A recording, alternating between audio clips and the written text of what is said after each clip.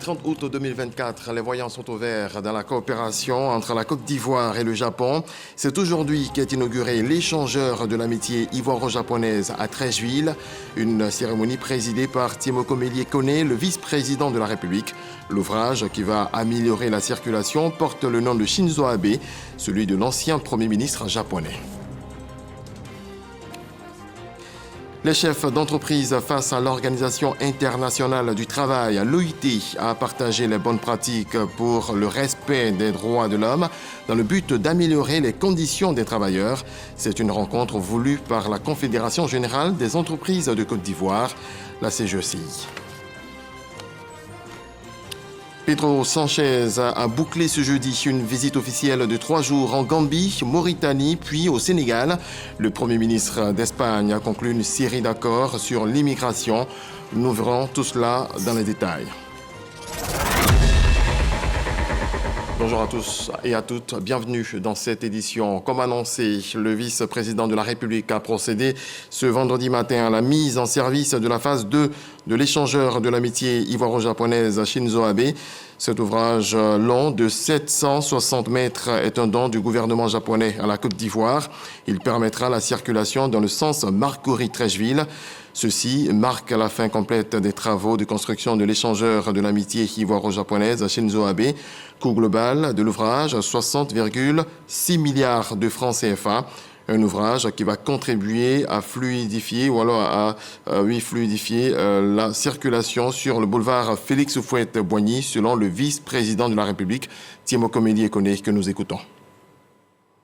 C'est aussi l'occasion pour moi de remercier sincèrement les populations de Treichville, de Marcory et au-delà tous les habitants du district d'Abidjan pour leur patience et leur bienveillante compréhension surtout durant la période de construction de cet ouvrage stratégique. C'était le sacrifice nécessaire pour améliorer la fluidité et le confort du trafic sur cette artère majeure, parfois vitale. Toutes ces réalisations permettent de consolider le positionnement de la Côte d'Ivoire comme moteur de l'économie sous-régionale. Elles constituent des atouts indéniables pour notre économie en vue de tirer le plus grand bénéfice de l'intégration économique sous-régionale et même continentale. Le gouvernement, sous le leadership du président de la République, son Excellence M. Alassane Ouattara, poursuivra sans relâche les réformes structurelles et la réalisation des travaux d'envergure dans tous les secteurs d'activité pour améliorer, jour après jour, année après année, les conditions et le cadre de vie des Ivoiriennes et des Ivoiriens.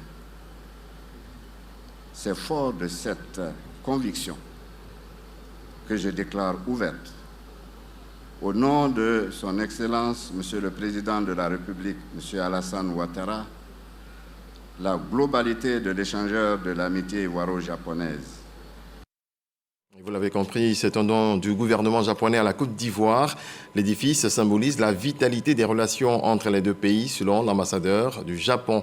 Il est au micro de Mama Traoré. Sur le boulevard Valéry Giscard d'Estaing, rebaptisé Félix Houphouët-Boigny, au croisement des communes de Marcory et de Treichville, l'un des carrefours les plus fréquentés du district d'Abidjan, célèbre l'amitié ivoiro-japonaise. Cette amitié vieille de plus de 60 ans se symbolise désormais par cet échangeur à double niveau qui tend ses bras au dense trafic que connaît cet endroit.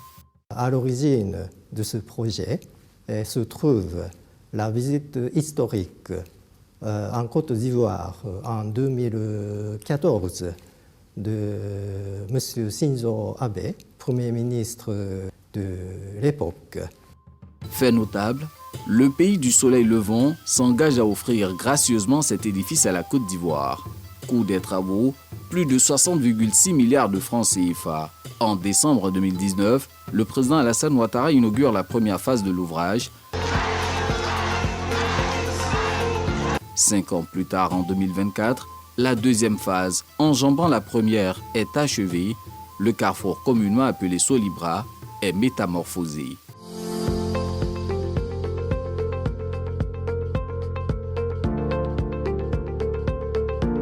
En reconnaissance de cette amitié, la Côte d'Ivoire décide de rendre hommage à l'ex-premier ministre japonais Shinzo Abe, initiateur de cette réalisation majeure, décédé en 2022 des suites d'une attaque par balle. Apprenant le décès tragique de l'ancien Premier ministre Shinzo Abe, Son Excellence, Monsieur le Président de la République, a bien voulu le rebaptiser l'échangeur de l'amitié ivoiro-japonaise Shinzo Abe.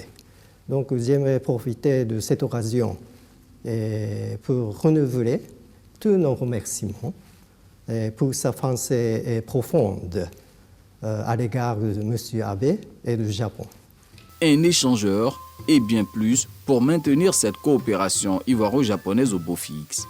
Nous travaillons déjà sur le projet de 3 échangeurs sur l'ancien boulevard François Mitterrand et également sur le projet, la 2e phase du projet de la construction de terminal céréalier et au port autonome d'Abidjan. Le Japon, qui compte une centaine de ressortissants et une vingtaine d'entreprises en Côte d'Ivoire, mise également sur les échanges culturels.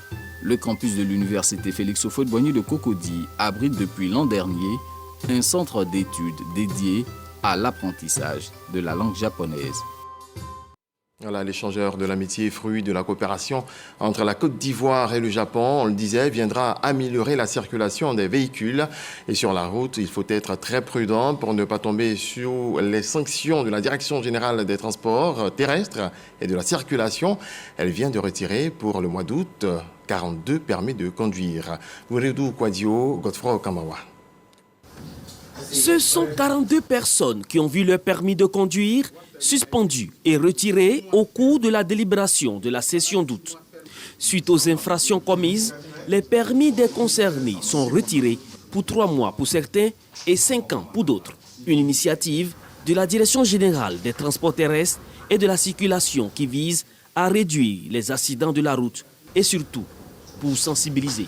Une bonne leçon comme quoi de ne plus se comporter de telle manière. Il y a trop de morts, ça veut dire que nous, on va s'apprêter ou bien on va prendre conscience, mais le reste, c'est Dieu qui est au contrôle.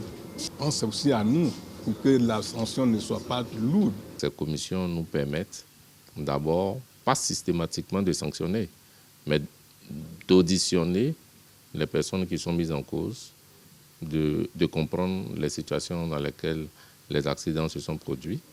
Et c'est le cœur serré que nous sommes amenés à les sanctionner parce qu'on sait ici, en Afrique, bien souvent, le permis est un gagne-pain.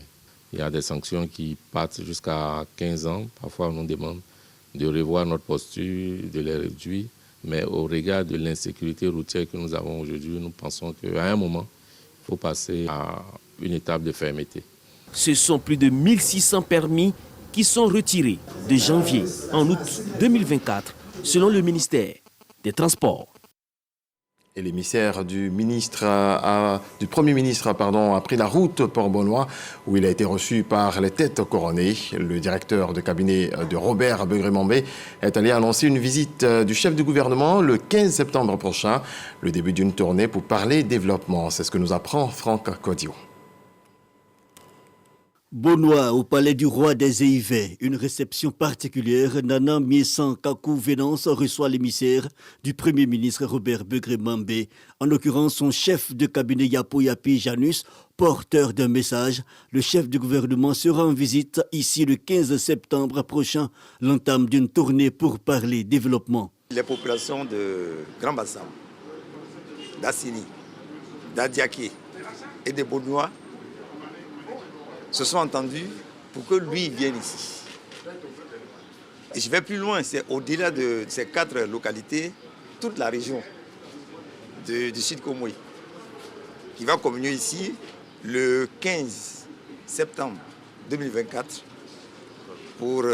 à 14h précises, pour une visite de courtoisie, mais surtout une visite aussi de travail, pour voir comment amorcer le développement de ces villes-cités. Voilà le sens de notre visite ici.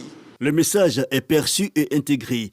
Le roi des EIV de Benoît Nana Miesankakou et sa notabilité, les Noju générations au pouvoir, les élus émanant de partis politiques différents et l'ensemble des collectivités, tous s'engagent déjà et rassurent l'envoyé du Robert Begré-Mambé quant à la mobilisation sur la bonne tenue de l'événement. Depuis 5 ans que Sa Majesté Olokakou Miesankakou Venance a été installé sur son trône, il a souhaité que le président de la République lui-même vienne à Bonoa pour écouter le peuple aboréivé, pour le comprendre et comprendre que c'est un peuple qui est ouvert au développement. C'est le chef du gouvernement qui vient et donc nous saurons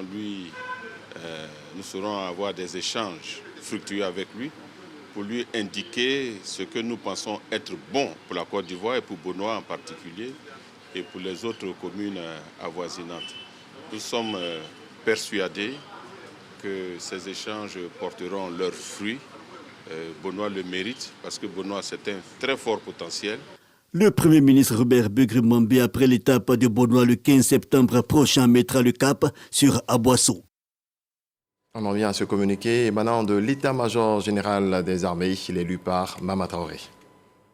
Un exercice militaire conjoint Forces armées de Côte d'Ivoire, armée française, se déroulera dans la région du Béké du 1er au 3 septembre 2024. Cet exercice engagera des moyens aériens des deux armées à travers notamment des survols tactiques qui occasionneraient des nuisances sonores. Cet entraînement se situe dans le cadre du renforcement des capacités des pilotes ivoiriens à l'aviation de combat et vise à éprouver l'interopérabilité des moyens globaux de protection de l'espace aérien dans une perspective interalliée. L'état-major général des armées présente ses excuses aux populations ivoiriennes pour les éventuels désagréments, tout en œuvrant à en réduire l'impact. Signé du général de corps d'armée Lassina Doumbia, chef d'état-major général des armées. Volet de l'actualité, concilier la production du cacao avec le développement communautaire et la protection de l'environnement, le sujet au cœur d'un atelier initié par des chocolatiers et l'ONG CED au profit des producteurs de cacao de l'Indigné Duablin. Rendons-nous à Anibé-Lécro avec Herman Niamia. La production cacaoyère, un secteur vital pour l'économie nationale. Aujourd'hui, la production du cacao doit tenir compte de certaines normes. En d'autres termes, comment concilier la production du cacao avec le développement communautaire et la protection de l'environnement. Voici toute la problématique de cet atelier de cadrage. Coco Life, c'est prôner la vie, l'amélioration de la vie, améliorer la vie, voilà, la vie sociale et économique de nos parents producteurs. Et nous ne pouvons pas intervenir dans la région sans pouvoir organiser un atelier de cadrage dans le but d'expliquer le programme en tant que tel et inviter toutes les parties prenantes à s'intégrer, à s'imprégner réellement dans la mise en œuvre. C'est une rencontre initiée conjointement par le chocolatier Mondelez Côte d'Ivoire et ses partenaires, l'ONG CED et la société coopérative Socopat. Un partenariat durable, on veut que ça va à long terme, donc on pousse pour que tout le monde puisse adhérer, pour qu'on puisse avoir beaucoup de membres d'ici l'année prochaine, pour que les normes qu'on a pris cette année puissent dépasser et pouvoir réaliser des œuvres. Nous allons mobiliser tous les planteurs. On a qu'à s'unir pour que, en tout cas, ça marche bien pour nous.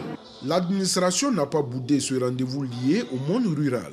Le sous-préfet central d'Abengourou, Assi Firmé, représentait le préfet des régions. Il a invité les uns et les autres à tirer profit de cet atelier de cadrage. J'exhorte donc les participants et l'ensemble des acteurs du secteur cacao à s'impliquer dans le programme Coco Life en vue de produire en quantité suffisante et en qualité le cacao tout en préservant l'environnement et les normes communautaires. Cette rencontre aura tenu toutes ses promesses vu l'engouement et les préoccupations soulevées par les participants. Une autre rencontre qui a connu un succès, vu l'importance du sujet. Elle a réuni ici à Abidjan des chefs d'entreprise et des membres de l'Organisation internationale du travail, l'OIT, qui a partagé les bonnes pratiques pour le respect des droits de l'homme dans le but d'améliorer les conditions des travailleurs. Retrouvons Espérance Kisuki et Franck Akwadio à la maison du patronat. Sensibiliser les entreprises sur la conduite responsable pour la réalisation du travail décent C'est l'objectif de la rencontre. Il s'agit d'orienter les entreprises sur le devoir de diligence en matière de droits de l'homme dans la conduite responsable. Ces déclarations s'adressent aux entreprises multinationales et nationales, aux groupements des pays du siège comme des pays d'accueil de ces entreprises, ainsi qu'aux organisations d'employeurs et de travailleurs sur les questions relevant du domaine de l'emploi, de la formation, des conditions de travail et de vie, des relations professionnelles, de même que de la politique générale. Vous savez que le monde change beaucoup et au niveau des consommateurs, de plus en plus de consommateurs exigent par exemple des produits qui sont certifiés lutte contre le travail des enfants ou des produits qui sont certifiés pour protection de l'environnement. Tout ça fait partie de ces pratiques responsables des entreprises. Alors souvent dans le milieu où ces entreprises opèrent, notamment dans des secteurs agro-industriels par exemple, qui est très important en Côte d'Ivoire, ces entreprises ont besoin d'avoir des outils, mais aussi d'avoir la capacité, la possibilité d'interagir entre elles pour se passer les bonnes pratiques, que ce soit les bonnes pratiques au niveau de la Côte d'Ivoire, mais les bonnes pratiques aussi au niveau des pays. Ces échanges se font sur la base de déclarations de principes tripartites sur les entreprises multinationales et la politique sociale conformément à l'ODD 8. Un atelier de lancement officiel du projet Orphan Crops s'est tenu à l'université Nanga-Brogoua. Ce projet vise à identifier et soutenir les jeunes chercheurs les plus prometteurs, prêts à révolutionner le secteur agricole. On voit cela avec Yves Niazalé et Franck Akwadio. Pour lutter contre l'insécurité alimentaire en Afrique subsaharienne, 6 universités africaines et européennes misent sur le projet Orphan Crops. C'est en Côte d'Ivoire, précisément à l'université Nanga-Brogoua, que le top départ de la mise en œuvre du projet est donné. Nous avons constaté que les cultures traditionnelles, les cultures qui faisaient la fierté de l'Afrique dans son temps, ont commencé à disparaître. Ces cultures ont commencé à ne plus être présentes dans nos forêts, dans notre culture, dans notre alimentation. Alors que les analyses biochimiques qu'on a réalisées nous ont montré que ces cultures revêtent une richesse nutritionnelle énorme. Et donc, nous voulons mettre l'accent sur la valorisation de toutes ces cultures qui sont en voie de disparition, mais qui représentent quand même une bonne richesse alimentaire pour les populations d'Afrique. Grâce à cette initiative, 64 cadres de niveau master et doctorat des universitaires ainsi que des stagiaires dans le domaine des espèces végétales seront formés sur les défis actuels et futurs du changement climatique. L'Afrique est dans un besoin, un déficit alimentaire. Et pour pallier à ce problème-là, ce projet va apporter un plus à l'agriculture, participer à la sécurité alimentaire. Et en tant qu'étudiant en génétique, je vais apporter un plus aussi à ce projet. Débuté en janvier 2024, le projet Orphan Crops prendra fin en décembre 2027. Avant cette date, il faut déjà noter que le succès de notre pays repose sur l'agriculture, d'où la diversité des mets sur le territoire est très appréciée en dehors de nos frontières, notamment en Mauritanie. Notre reporter Kamel Dia, de retour du pays des Mourabitounes, nous apprend que la gastronomie ivoirienne est très demandée. Elle a rencontré quelques Ivoiriens sur place. Regardons dans le dossier inter.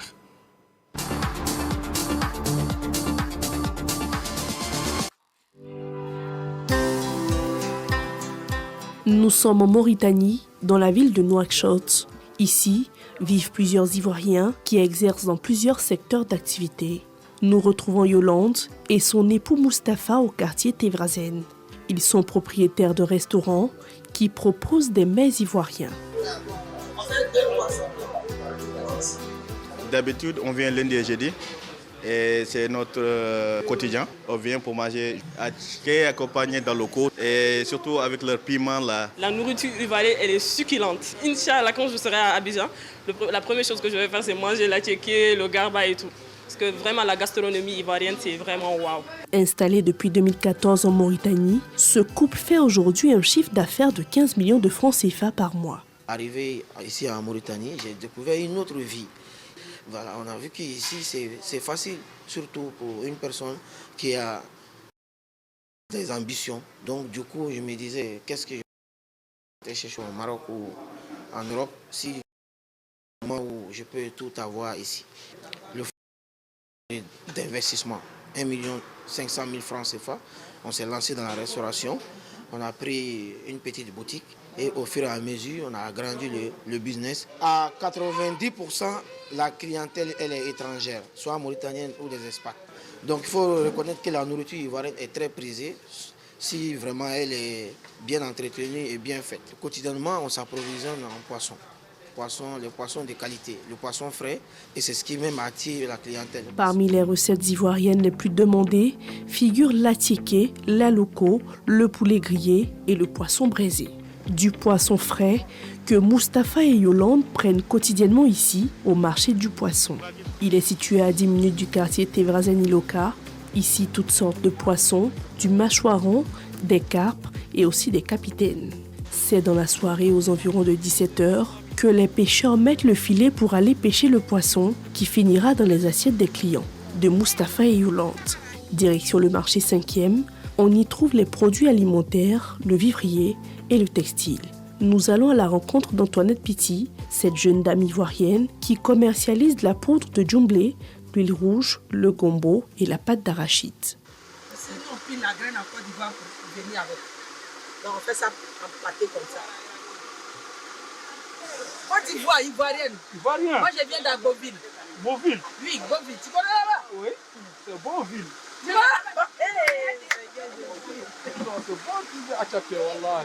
Vous tenez à manger attaquer, c'est bon. Mauritanien manger maintenant attaquer. Wallah. L'attiéké, ce mets ivoirien très prisé à Nouakchott. Ici, Félicité Bina a ouvert son magasin dans le marché de 5e. Elle fabrique et commercialise son attiéké, made in Côte d'Ivoire. On peut prendre le manioc à Abidjan, mais souvent, le cas fait 4 à 5 jours que ça arrive sur Nouakchott. Donc, quand on prend comme ça les boules déjà faites là-bas, le temps ça va arriver ici, là, c'est déjà gâté.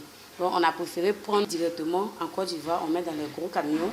Quand ça vient ici, on va détacher, on trempe comme ça pour enlever l'amidon. Et puis maintenant, on presse sur la machine. Voilà, on va en gros et puis en détail. Les grossistes viennent prendre pour aller dans les restaurants. Puis les détaillés aussi, ceux qui veulent manger, ils viennent prendre ça ici. Ici, les boules sont vendues à 250 ouguia, équivaut à 450 comme ça. Bon, 500, voilà, 500 francs CFA. Si le sac pèse 130-140 kilos, on peut s'en sortir avec 35 000, 40 000 ouguia, qui équivaut à 50 000 francs CFA ou 60 000 francs CFA. Ils sont plus de 6 000, ces Ivoiriens vivant en Mauritanie. Ils caressent le vœu de revenir un jour dans leur pays d'origine afin de partager leur expérience et participer au développement du secteur privé.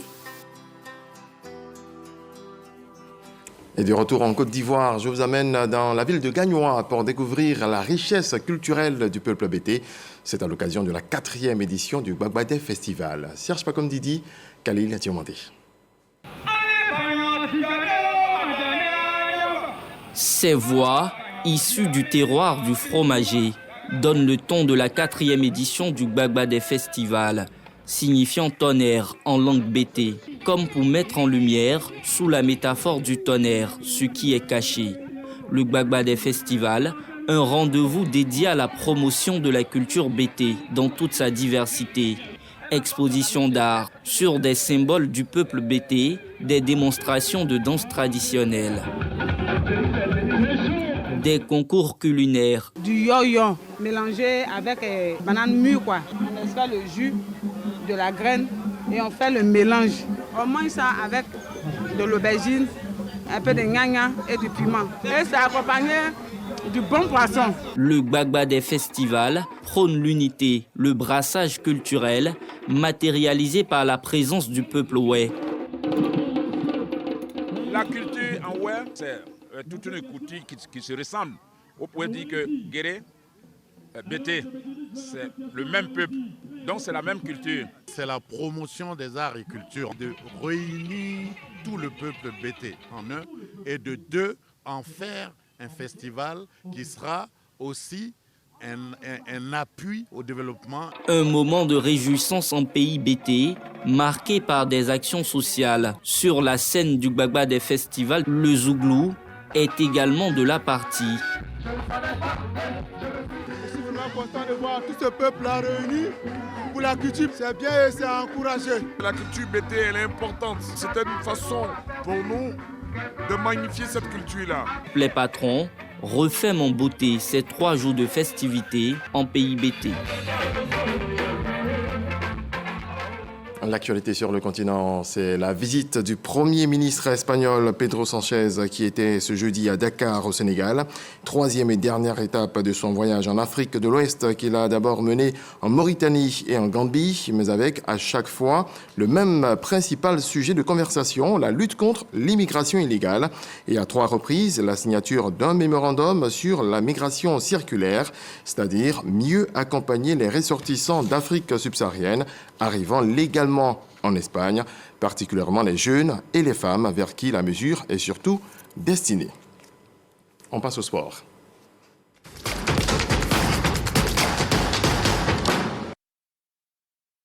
Il nous a rejoint Samuel Metch, bonjour. Bonjour Régis. On attaque directement avec du football et l'Africa Sport qui célèbre sa fête, sa montée en Ligue 1. Et effectivement, après une assemblée générale où le président Kyo a appelé à l'union et à la participation active des membres associés à la vie du club, le club vert et rouge prévoit un grand rassemblement ce samedi 31 août 2024. Objectif pour les dirigeants, célébrer le club et ses supporters, surtout ce retour en Ligue 1. Jean-Sylvain Ressot nous en dit plus.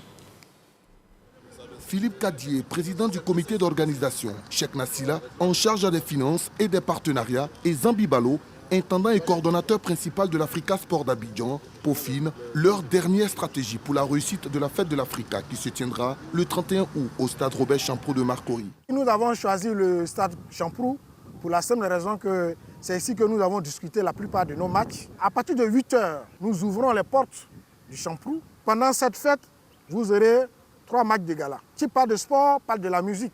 Des artistes de renom seront à la partie pour apporter le grain de sel, pour meubler cette fête. Et même des artistes humoristes que vous connaissez ici en Côte d'Ivoire. Pendant cette fête, le président va exposer sur son nouveau projet. Ce qu'il a tant fait pour l'Africa, ce dont il a toujours rêvé.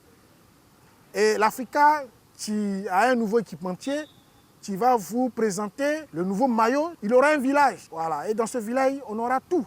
À manger, à boire. Oui, on dit à manger, à boire, mais ça sera payant. Mais il aura tous les prix. Il aura tous les prix. L'Africa est un club populaire. Et donc, quand nous organisons, on prévoit pour toutes les classes sociales. Les participants à la fête de l'Africa Sport d'Abidjan devront se munir d'un ticket pour l'accès au stade. Et la Coupe du Monde de Maracana, le comité d'organisation qui forme les journalistes et visite les sites. Et oui, cette semaine a été donc mise à profit pour la mise à niveau des journalistes sportifs sur les règles du Maracana. Et ensuite, il y a eu la visite des sites de compétition et des terrains d'entraînement. Moyabi Diabaté et Konaté Ngamblé nous en disent plus. Accompagné d'une délégation de la Fédération internationale de Maracana Association, FIMAA, Bleu Charlemagne est venu s'enquérir de l'état du palais des sports de Trècheville, notamment la rotonde et la salle polyvalente, 2 sites devant accueillir la Maramonde. Après la CAN que nous avons organisée, après bien d'autres manifestations sportives internationales que nous avons organisées, la Côte d'Ivoire a désormais un devoir d'exigence de qualité. Les agoras de Port-Boué, de Koumassi, de Yopougon et le terrain de Trècheville-Biafra, qui font partie des sites d'entraînement, ont également été visités par la délégation. Je constate qu'il y a une matérialisation parfaite de tous les terrains. Je pense que les pays qui vont s'entraîner ici ont de quoi avoir des entraînements assez bien faits. 48 heures avant la visite de ces sites, les journalistes sportifs issus de la télé, radio, presse écrite et numérique ont été formés sur l'historique, le règlement et les lois du jeu du Maracana. À travers la Côte d'Ivoire, c'est l'Afrique qui accueille le monde. Je voudrais donc inviter les populations vivant en Côte d'Ivoire à leur réserver un très bon accueil, mais à se mobiliser massivement autour de cette activité pour que le Palais des Sports, qui va abriter 2 sites de compétition, puisse refuser du monde. 16 pays prendront part à la Maramonde, prévue du mercredi 25 septembre au lundi 7 octobre 2024. On reste en football, on part cette fois pour les éliminatoires de la CAN 2025. et les éléphants de Côte d'Ivoire qui remettent leur titre en jeu. Ils remettent leur titre en jeu et cela, ce sera donc le 6 septembre et le 10 septembre prochain. Mais nous avons un programme chargé à attendre donc nos éléphants pour la CAN Maroc 2025, les premières et deuxièmes journées des éliminatoires. Les 25 éléphants, donc commando de Emerse Faé, démarrent leur regroupement ce lundi 2 septembre à partir de 12h. Ensuite, le mardi 3 septembre, il y aura un entraînement ouvert à la presse. Le mercredi, les éléphants donc arriveront à Bouaké et le match se tiendra donc le vendredi 6 septembre. Côte d'Ivoire-Zambie, un match qui vous sera proposé sur les antennes du groupe RTI. Et puis le dimanche 8 septembre, les éléphants prendront le départ pour le Cameroun, où le mardi 10 septembre, ils seront face donc au Tchad pour la deuxième journée des éliminatoires. Voici pour le programme complet. Très bien, Samuel Metch, et on n'oublie pas non plus nos athlètes paralympiques en France. Et oui, les 17e Jeux paralympiques se tiennent à Paris, en France. La Côte d'Ivoire est bel et bien représentée avec 4 éléphants olympiens. Bia Samoa Bouli donc est tombé, lui, au niveau du para-taekwondo en 8e de finale de la catégorie des moins de 70 kg face au Cubain Michel Suarez, lui-même également tombé en quart de finale. 0 médaille pour l'instant donc pour la Côte d'Ivoire. Il faut le savoir, le tableau des médailles nous donne la Chine en tête avec 7 médailles, dont 4 en or, 2 en argent et 1 en bronze. La France est 7e avec 3 médailles, donc dont 1 médaille en or, 2 en argent et 0 en bronze. Il faut le noter, 314 athlètes vont représenter donc le continent africain à ces Jeux paralympiques. Et puis pour la catégorie des moins de 80 kg, la Côte d'Ivoire attend pourquoi pas une médaille avec Anno Adou Hervé en haltérophilie, pardon. Très bien, on y arrive. On garde l'espoir justement de médaille et pourquoi pas la médaille d'or. Pourquoi pas, c'est ce qu'on attend. Merci Samuel Metch, merci. Et on vous retrouve vendredi prochain. Pourquoi pas. Avec toujours le même plaisir. C'est tout pour ce 13h. Merci à toutes et à tous de votre attention. Merci à toute l'équipe. Dieu nous garde.